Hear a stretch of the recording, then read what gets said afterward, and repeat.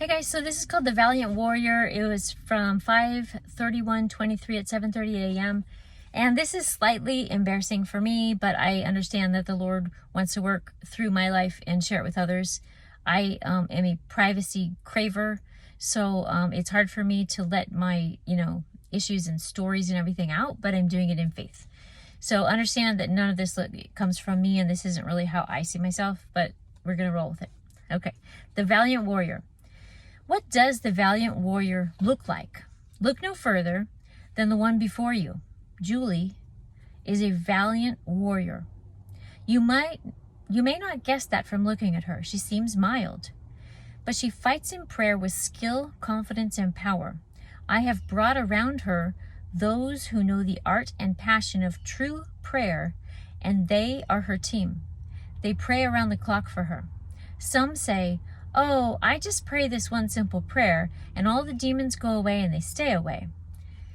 They try in their naivety to advise the one who fights better than any in your generation. She is gracious, but I will stand and defend.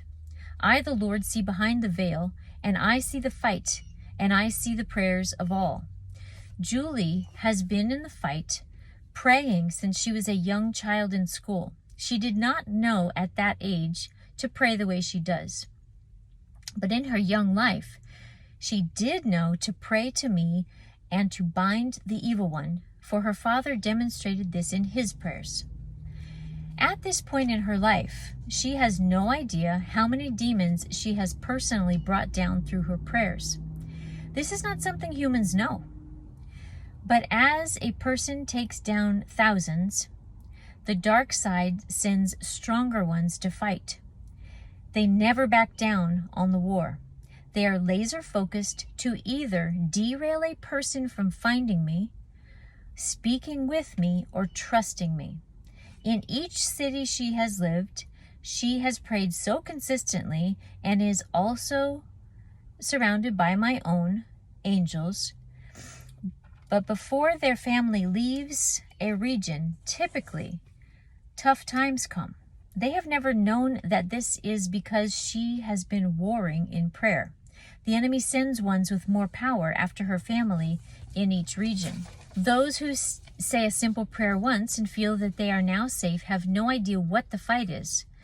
The fact that they now feel safe and all is well speaks volumes to their naivety. The evil side eventually will retreat and regroup. And this is why you have small times of peace without the fight. But those who never have more rounds of warring are not in the fight at all.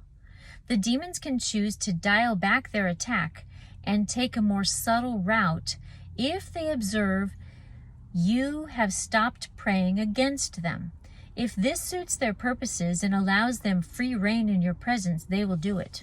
Julie is now at the stage where she is fighting over dominions and chiefs of dominions. She is just learning this as I speak it for you. She is not fighting small demons as most Christians do with the occasional fight. Fighting the chiefs of demons, this takes days and weeks of fighting for my angels, and I have to send teams of my best angels into the fight. This is just like the angel that was paused to answer Daniel because he was warring with the prince of Persia. The prince over each area is who Julie prays and fights against.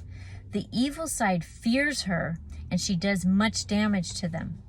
And this is why she has had to suffer many difficult years of health issues, and why they had to flee their home in a persistent attempted kidnapping of her daughter.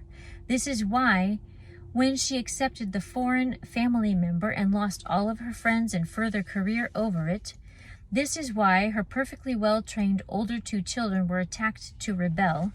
This is why a perfectly beautiful new home was an incredible failure with daily disruptions of workers. This is why a woman was sent to try and persuade her husband away. This is why certain bosses at certain jobs for her husband have been particularly cruel.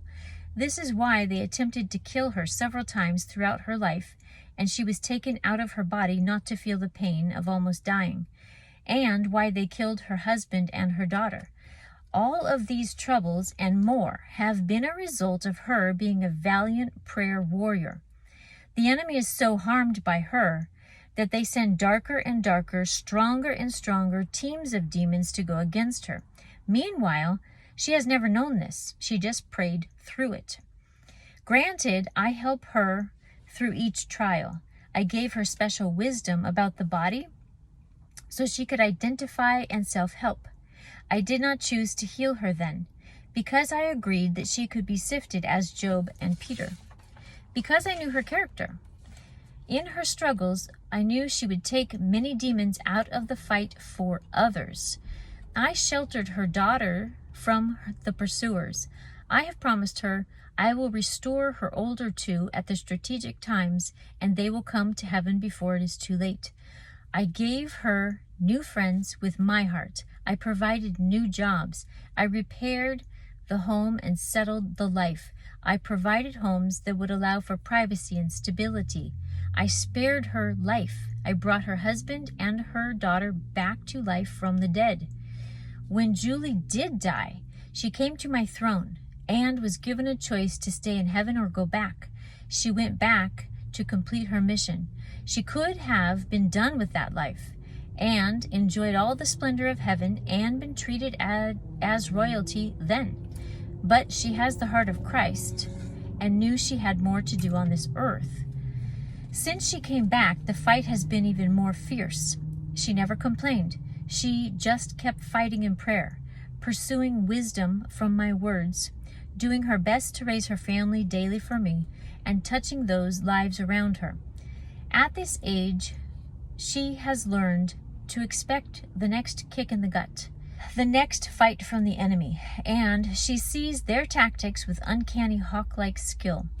She runs at them with the courage of David and with my power.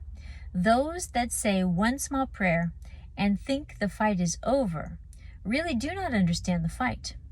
If you feel left alone by the enemy because you said one prayer one time ages ago, you are not a high-value target, not a threat to the enemy, being undermined in a different area of your life, and you are not even aware of this. And you do not have the highest levels of darkness against you. Hold your tongue. Of Julie's team, there is no prayer warrior like Gina. They all pray with valiant efforts and are cherished by me, the Lord God Almighty. But Gina is laser focused. She calls on me with full sincerity and without ceasing. She prays through the night. She hears my voice when I nudge her to pray for specific things. She is diligent to pray for Julie. Because Gina prays without ceasing, she has become more of a target than she was when she only prayed for her own. By reaching out to cover one of my leaders in prayer, she has made herself a target. As the fight grows against her, she calls down more power. And I send more angels into the fight on her behalf and on Julie's behalf. But I will bring Gina's family to the full understanding of me. Her unfailing commitment to support my leader will be blessed beyond measure. Why do I tell you this? These are the secrets from behind the veil, things humans have not been told. For this late hour, when darkness is about to cover the earth and grow at a pace never seen, all will have to take aim to be like Julie and Gina. The fight is going to be real. The fight is going to take more than one pre-programmed prayer that is supposedly to take care of all spiritual warfare. It is time to learn and practice. It is time to bring forth your sincerity. It is time to find alliances in other Christians and pray for one another. The fight that is coming is going to come hard and fast at you. And if you are not fueled up and praying without ceasing, it will be intolerably difficult. I am the rescue. I am the solace. I have the angels to send out on your behalf. I am. And when mine sincerely cry out to me, I answer. I show up. I provide. Get ready for the fight. Become a valiant fighter. Pray. So I hope that helps you in your walk, and I'll see you next time.